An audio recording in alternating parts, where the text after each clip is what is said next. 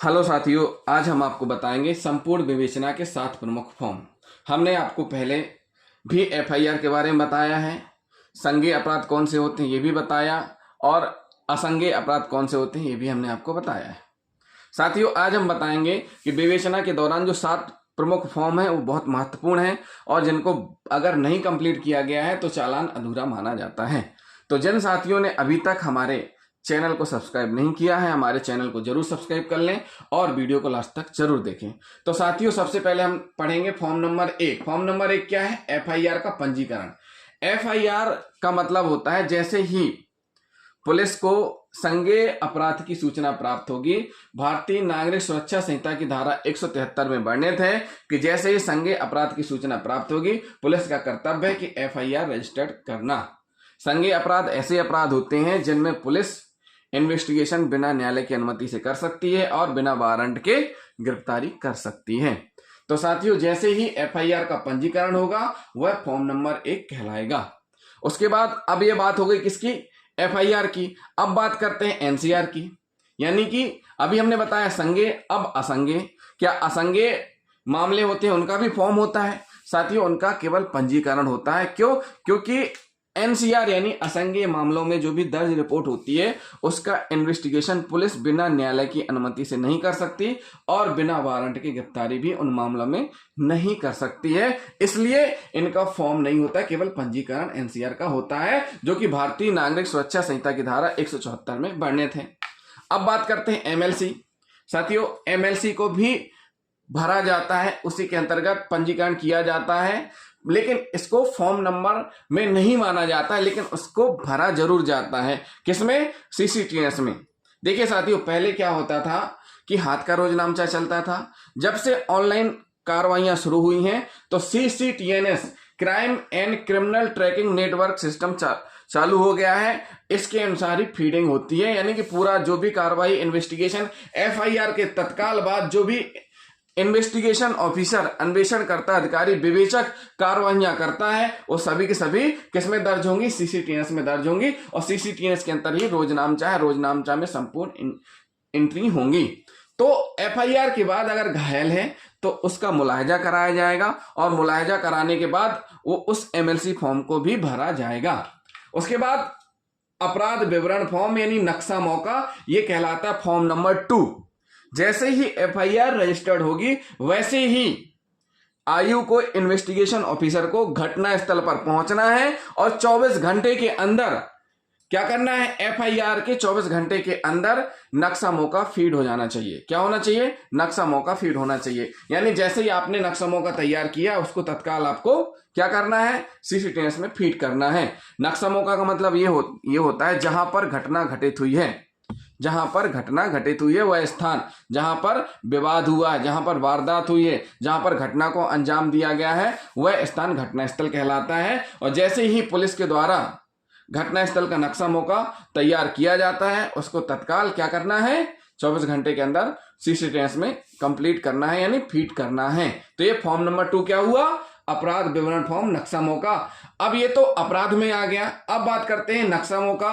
नक्शा 100 पंचायतनामा यानी मर्ग की स्थिति में, जब आकस्मिक मृत्यु होती है उस स्थिति में, तो इस स्थिति में नक्शा 100 पंचनामा भी तैयार किया जाता है और मौके पर नक्शा मौका भी बनाया जाता है। तो जो नक्शा 100 पंचनामा के गवाह होते हैं उनको ऐड कर दिया जाता है। किसमें? इसी फॉर्म में। क्या कर दिया जाता है? गवाह को मौका नक्शा में जोड़ा जाता है। क्या जाता है? जुड़ जाता है उनका नाम, तो उसके साथ में वो आने लगते हैं। लेकिन ये फॉर्म में नहीं आता। फॉर्म में क्या आता है? नक्शा मौका आता है।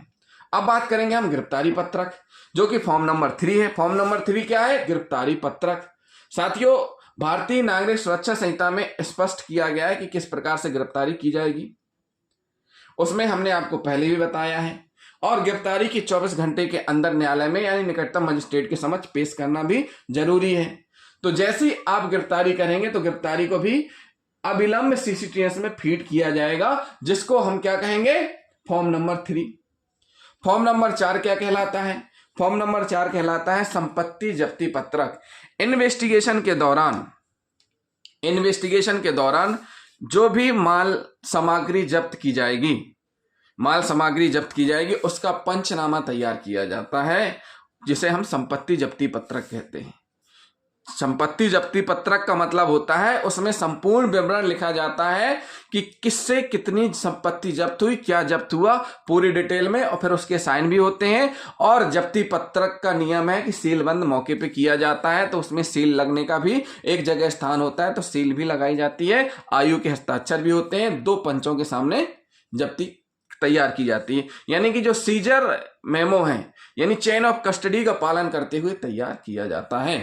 तो जैसे ही संपत्ति जब्ती पत्रक तैयार होगा तो संपत्ति जब्ती पत्रक में जो विवरण है और जो टाइमिंग डेट है वो सारी की सारी फीड होंगी, जिसे फॉर्म नंबर 4 कहा जाता है। संपत्ति जब्ती पत्रक का फॉर्म नंबर 4 जो कि सीसीटीएनएस में फीड होगा, रोजनामचा में एंट्री भी होगी। फिर हम बात करेंगे चालान। जैसे ही इन्वेस्टिगेशन कंप्लीट होता है, क्या होता है, इन्वेस्टिगेशन कंप्लीट हुआ, विवेचना कंप्लीट हुई, विवेचना जैसी कंप्लीट होगी वैसे ही चालान तैयार किया जाएगा। जैसे एफआईआर का पंजीकरण होता है, पंजीकरण होते ही फॉर्म नंबर 1 हो जाता है, वह ऐसे ही चालान के संबंध में जैसे ही चालान रिपोर्ट दर्ज की जाती है वैसे ही चालान अपने आप में फॉर्म नंबर 5 होता है।